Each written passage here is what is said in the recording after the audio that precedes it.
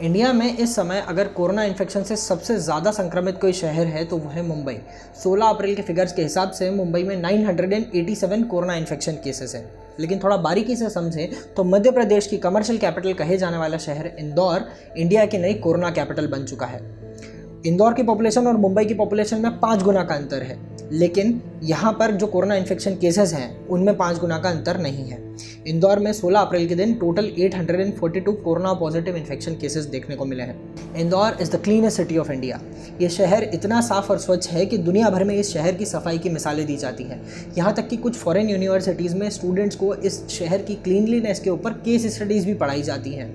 इस शहर के सफाई में नंबर 1 आने में सबसे ज़्यादा योगदान म्युनिसिपल कॉरपोरेशन, यहाँ के सफाई कर्मचारी, यहाँ के सैनिटेशन वर्कर्स और हमारी लोकल अथॉरिटीज़ का है। लेकिन इन सबसे ऊपर भी अगर किसी का योगदान सबसे अधिक है तो वो है इंदौर की जनता। इंदौर की वो जनता जिसने सरकार के साथ मिलकर यह कसम खाई कि हम इंदौर के अंदर स्वच्छता की नई मिसाल कायम करेंगे। देश की सफाई में नंबर 1 रहने वाला शहर इंदौर अब शायद कोरोना इन्फेक्शन केसेस में भी नंबर 1 बनने वाला है। जहां 24 मार्च के दिन इंदौर में सिर्फ 5 केसेस थे, वहीं 16 अप्रैल के दिन इंदौर में 842 केसेस हो गए।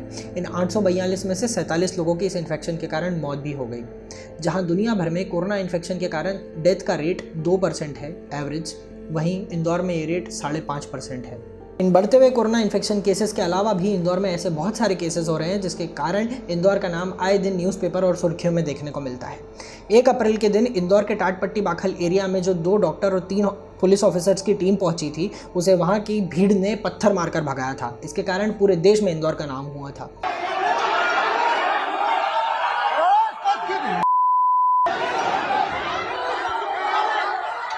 7 अप्रैल के दिन कुछ पुलिस ऑफिसर्स इंदौर के चंदन नगर एरिया में गए और उन्होंने देखा कि वहाँ के कुछ युवक सड़क पे घूम रहे हैं।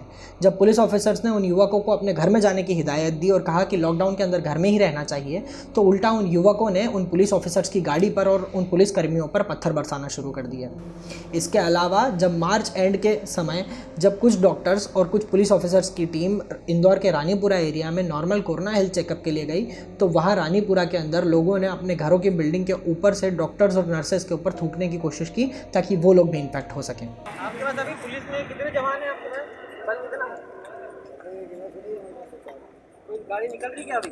अगर लोग कोऑपरेट नहीं कर रहे, इससे एक ही रहते हैं, उनका बेटा सरेआम हमारे सामने कूद रहा है, हमने इसको मना किया तो ऊपर से गालियाँ देने लगे। तो सेक्टर ऑफिसर है, तुम्हें डॉक्टर की ड्यूटी उतरवा रहे। ये तो कुछ ऐसी बातें हैं जो हम पुराने वीडियोज़ में भी कर चुके हैं, लेकिन अभी कुछ नए ऐसे मुद्दे हैं जिन पर ध्यान देने की बहुत ज़्यादा ज़रूरत है। 15 अप्रैल के दिन इंदौर में एक क्वारंटीन सेंटर से 8 युवक भागकर कहीं चले गए। इन 8 लोगों में से 5 लोग कोरोना पॉजिटिव टेस्टेड थे और 3 लोगों पर संदेह था कि उन्हें कोरोना इन्फेक्शन हो सकता है। बाद में पुलिस ने इन 8 में से 3 लोगों को पकड़ लिया, जिसमें 2 कोरोना पॉजिटिव केस और 1 सस्पेक्टेड केस था। 3 कोरोना पॉजिटिव केस और 2 सस्पेक्टेड केस अभी भी लापता हैं। इंदौर में ये ऐसा पहला केस नहीं है। इसके पहले भी इंदौर में कई बार ऐसी हरकतें हो चुकी हैं जब लोगों को जैसे ही मालूम पड़ता है कि उन्हें कोरोना इन्फेक्शन है या उनकी कोरोना रिपोर्ट पॉजिटिव आई है, तो वो हॉस्पिटल या क्वारंटीन सेंटर या आइसोलेशन सेंटर से भागकर अपने घर चले जाते हैं या कहीं और चले जाते हैं।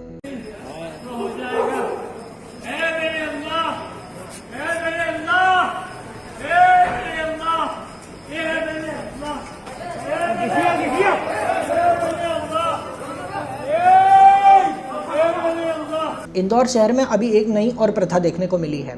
आए दिन लोगों को अपने घर के बाहर कभी 50 रुपये तो कभी 200 रुपये तो कभी 500 या कभी 2000 रुपये तक के नोट देखने को मिलते हैं। कुछ केसेस में ये असली नोट होते हैं और कुछ केसेस में ये नोट नकली भी होते हैं। जब से सोशल मीडिया पर एक वीडियो वायरल हुआ था जिसके अंदर एक आदमी अपनी नाक और अपने मुंह को करेंसी नोट से पोंछ रहा था। कोरोना जैसी बीमारी का कोई इलाज नहीं है, क्योंकि ये बीमारी नहीं, ये अल्लाह का अज़ाब है आप लोगों के लिए। तब से सभी लोगों को पता है कि ये नोट फेंक कर जाने वाली गैंग का आखिर क्या मकसद है। अब ये कोई किसी गंदे तरह का मजाक कर रहा है या फिर सही में उनका ये इंटेंशन है कि किसी को इन्फेक्शन हो, ये तो अभी तक क्लियर नहीं हो पाया है। लेकिन हाँ, इंदौर की जनता इतनी ज़रूर समझदार है कि अभी तक इस नोट के कारण किसी को इन्फेक्शन हुआ हो ऐसा कोई केस सामने नहीं आया है। 16 अप्रैल के दिन इंदौर के खातीपुरा रोड पर वहां के रहवासियों को बीच सड़क पर 200 और 500 रुपए के बहुत सारे नोट बिखरे हुए मिले। लोगों ने समझदारी दिखाई और किसी भी चीज़ को टच नहीं करा, हाथों हाथ इस बात की खबर पुलिस को दी। थोड़ी ही देर में पुलिस ऑफिसर्स वहां आ गए, उन नोटों पर सैनिटाइजर छिड़का और अपनी लाठी की मदद से उन नोटों को इकट्ठा करके एक प्लास्टिक बैग में भर लिया। बाद में पुलिस ने बताया कि तकरीबन 6400 रुपये तक के असली नोट वहाँ सड़क पर पड़े हुए थे। इंदौर में कई सारे ऐसे असामाजिक तत्व तो ज़रूर हैं जो शायद ये चाहते ही नहीं हैं कि इस वैश्विक महामारी का इंदौर में कभी अंत भी हो, ये लॉकडाउन कभी ख़त्म भी हो। लेकिन इसका मतलब ये नहीं है कि इंदौर में कोरोना वायरस पेशेंट्स की ट्रीटमेंट नहीं हो रहे हैं। अभी तक डॉक्टर्स और नर्सेज की टीम ने 37 कोरोना पॉजिटिव पेशेंट्स का ट्रीटमेंट करके उन्हें ठीक कर दिया है और उन्हें घर भेज दिया है। Municipal officers, IAS officers, police officers, doctors, nurses और म्यूनसिपालिटी के सैनिटेशन वर्कर्स सुबह से शाम तक लगे रहते हैं शहरवासियों की सेवा में, ताकि इस वैश्विक महामारी का इंदौर में अंत किया जा सके।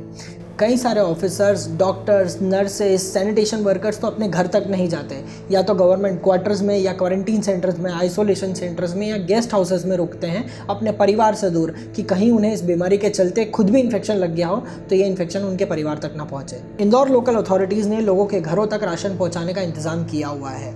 निगम कर्मियों की मदद से पैकेट्स बनाकर लोगों के घर तक सामान पहुँचाया जा रहा है, और वो भी काफ़ी किफ़ायती दामों पर। इसके अलावा लोकल अथॉरिटीज़ ने कई सारे किराना व्यापारी को भी इस बात का परमिट दिया है कि उनकी जहां दुकान है उसके लोकल एरिया में कुछ हद तक के एक पैरामीटर में वो होम डिलीवरी शुरू कर दें ज़रूरी सामान की।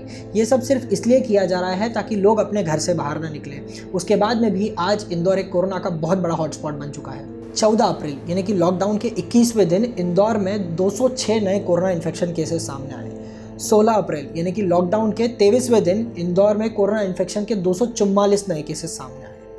WHO की रिपोर्ट्स के हिसाब से, और अभी तक के दुनिया भर में जितने भी डॉक्टर्स और साइंटिस्ट ने इस बारे में ओपिनियन दिया है, उनकी रिपोर्ट्स, उनकी रिसर्च के हिसाब से कोरोना इन्फेक्शन के लक्षण 4 से 14 दिन में सामने आ जाते हैं। जिस दिन आपको इन्फेक्शन लगा है उससे 4 या 14 दिन में आपको कोरोना इन्फेक्शन के सिम्टम्स दिखने लगेंगे।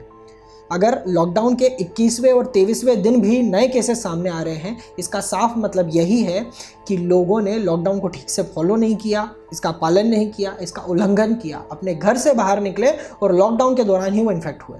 ये सभी वो लोग हैं जो ऑलरेडी क्वारंटीन कर दिए गए थे। क्वारंटीन सेंटर्स में ही इनके सैंपल लिए गए और कलेक्टिवली दिल्ली भेजे गए, जहाँ से ये मालूम पड़ा कि इनमें से कितने लोग हैं जिनकी कोरोना इन्फेक्शन रिपोर्ट पॉजिटिव है और बाकी लोगों की नेगेटिव है। अब इसमें एक बात ये सामने आती है कि इनमें बहुत सारे ऐसे लोग हैं जिनकी ना कोई ट्रैवल हिस्ट्री है, ना कोई ऐसा रिकॉर्ड है कि ये ऑलरेडी इन्फेक्टेड पर्सन के डायरेक्ट या इनडायरेक्ट कॉन्टैक्ट में आए हों। इसका साफ मतलब यही है कि इंदौर अब कोरोना इन्फेक्शन की 3rd स्टेज यानी कि कम्युनिटी ट्रांसमिशन स्टेज में एंटर कर चुका है। लोगों को घर घर तक राशन पहुंचाना, लोगों को क्वारंटीन सेंटर्स और आइसोलेशन सेंटर्स में रखकर उन्हें हर किस्म की सुविधा देना, ऐसे विकट समय में भी हर घर से कचरा कलेक्ट करना, इसके अलावा भी ना जाने ऐसी कितनी मुहिम और सुविधाएं हैं जो सरकार चला रही हैं ताकि लोग अपने घरों से बाहर ना निकलें। पर इसके बावजूद भी कुछ ऐसे पॉइंट्स बन जाते हैं जिसके कारण इंदौर की लोकल अथॉरिटीज़ की सिचुएशन को डील करने की जो स्ट्रैटेजी और प्लानिंग है उसके ऊपर थोड़े सवाल उठते हैं। इंदौर में कई सारे ऐसे केसेस भी सामने आए जहां पर इंदौर के बड़े बड़े हॉस्पिटल्स ने कोरोना इन्फेक्टेड पेशेंट्स को एडमिट करने से मना कर दिया। ऐसे में कोरोना इन्फेक्टेड पेशेंट और उनकी फैमिली को ये समझ नहीं आ रहा था कि हम कहां जाएं और इलाज कैसे करवाएं। जब इस बात की खबर इंदौर के लोकल अथॉरिटीज़ तक पहुंची तो लोकल अथॉरिटीज़ ने ऐसे हॉस्पिटल्स को वार्निंग इशू की और उन्हें हिदायत दी कि वो आगे से ऐसी गलती वापस ना करें। लेकिन उसके बावजूद 14 अप्रैल के दिन इंदौर में एक ऐसा केस हुआ जिसके कारण इंदौर के हेल्थ सिस्टम पर एक बड़ा सवाल उठता है। 14 अप्रैल के दिन इंदौर के मरीमाता क्षेत्र में रहने वाले 55 साल के पांडुराव जी की तबीयत खराब हो गई। पांडुराव जी के परिवार वाले उन्हें लेकर क्लॉथ मार्केट हॉस्पिटल पहुंचे तो वहां पता चला कि उनका इलाज यहाँ नहीं हो सकता है और इस इलाज के लिए उन्हें MY हॉस्पिटल ले जाना पड़ेगा। मरीज को MY हॉस्पिटल ले जाने के लिए एम्बुलेंस की व्यवस्था तक नहीं हो पाई। आखिरकार परिवार वालों ने उन्हें जैसे तैसे स्कूटी पर बिठाया और उन्हें लेकर MY हॉस्पिटल पहुंचे। MY हॉस्पिटल पहुंचने पर पता चला कि जब उन्हें यहाँ लाया जा रहा था तो रास्ते में ही उनकी गाड़ी पर मौत हो गई। पांडुराव जी के परिवार वालों ने बताया कि वो पांडुराव जी को लेकर MY के OPD में दिखाने के लिए 13 अप्रैल के दिन सुबह आए ज़रूर थे। पांडुराव जी को 8 से 10 दिनों से तेज़ बुखार और ज़ुकाम था। ये सब बात जानने के बावजूद भी OPD स्टाफ ने कोरोना टेस्टिंग के लिए उनका सैंपल नहीं लिया। क्या आपको नहीं लगता कि अगर सही समय पर सही फैसिलिटीज़ मिलती तो शायद आज पांडुराव जी की जान बच सकती थी? इंदौर में अभी भी उतनी टेस्टिंग्स, स्क्रीनिंग्स और डोर टू डोर सर्वे नहीं हो रहे हैं जितने की होने चाहिए। प्रदेश की राजधानी भोपाल में अभी तक कुल 10 लाख लोगों की स्क्रीनिंग हो चुकी है। राजस्थान के जयपुर में अभी तक 12 लाख लोगों की स्क्रीनिंग हो चुकी है। राजस्थान का भिलवाड़ा, जो इंडिया में सबसे पहला और सबसे बड़ा कोरोना हॉटस्पॉट बना था, वहाँ पर अभी तक 23 लाख लोगों की स्क्रीनिंग हो चुकी है। महाराष्ट्र के मुंबई में तो सिर्फ धारावी इलाके में ही 8 लाख लोगों की स्क्रीनिंग हो गई है। वहीं इंडिया के सेकंड बिगेस्ट हॉटस्पॉट इंदौर की बात करें तो 15 अप्रैल तक इंदौर में सिर्फ 2.5 लाख लोगों की स्क्रीनिंग हुई थी। इंदौर में कई लोगों की ऐसी भी शिकायत है कि उनके एरिया में जहां कोरोना इन्फेक्शन के पॉजिटिव केसेस सामने आए हैं तो वहां ठीक से स्क्रीनिंग नहीं हुई है। सिर्फ जिस घर में कोरोना इन्फेक्शन केस निकलता है उस घर के मेंबर्स को और आसपास के कुछ गिने चुने घरों को स्क्रीन किया जाता है और बस उन्हें ही आइसोलेट और क्वारंटीन करने को कहा जाता है। सही मायनों में इस पेंडेमिक को डील करते समय ये ध्यान रखना बहुत ज़रूरी है कि जब भी कोई ऐसा केस सामने आता है तो सिर्फ एक घर या कुछ गिने चुने घर या गली को ही नहीं बल्कि इस पूरे एरिया को कम्प्लीटली लॉकडाउन करके वहाँ जितनी ज़्यादा स्क्रीनिंग हो सकती है उतनी ज़्यादा स्क्रीनिंग करनी चाहिए और उसके बाद में उस एरिया में काफ़ी समय तक लोगों का आना और वहाँ से जाना बंद कर देना चाहिए। हम मानते हैं कि इंदौर का पुलिस डिपार्टमेंट, यहाँ का हॉस्पिटल स्टाफ, यहाँ की लोकल गवर्नमेंट सुबह से शाम तक इंदौर की जनता की सेवा में तत्पर है। उसके बाद भी फिर ऐसे सवाल क्यों उठते हैं कि अभी तक जितनी टेस्टिंग, जितनी स्क्रीनिंग होनी चाहिए थी उतनी नहीं हुई? क्यों पांडुराव जी जैसे लोगों को एम्बुलेंस की सुविधा नहीं मिल पाती? कहीं ऐसा तो नहीं कि इंदौर के इन्हीं पत्थरबाजों के कारण इंदौर की लोकल गवर्नमेंट, यहाँ के पुलिस ऑफिसर्स और यहाँ के हॉस्पिटल स्टाफ की काम करने की गति धीमी हो गई है? या फिर सही मायनों में इंदौर में कोरोना वॉलंटियर्स, कोरोना वॉरियर्स के लिए मैन पावर की कमी हो गई है? वैसे तो राज्य सरकार को ऐसे मुद्दों पर एक प्रॉपर प्लान बनाकर, एक स्ट्रैटेजी बनाकर गहराई से सोचकर उसे इम्प्लीमेंट करना चाहिए, लेकिन अभी तक इस मामले में राज्य सरकार की तरफ से कोई बड़ा अनाउंसमेंट नहीं हुआ है। इस सोच के साथ कि इंदौर के कोरोना वॉरियर्स, कोरोना फाइटर्स के पास में मैन पावर की कमी है, शिक्षा न्यूज़ की टीम की तरफ से एक सुझाव आया था।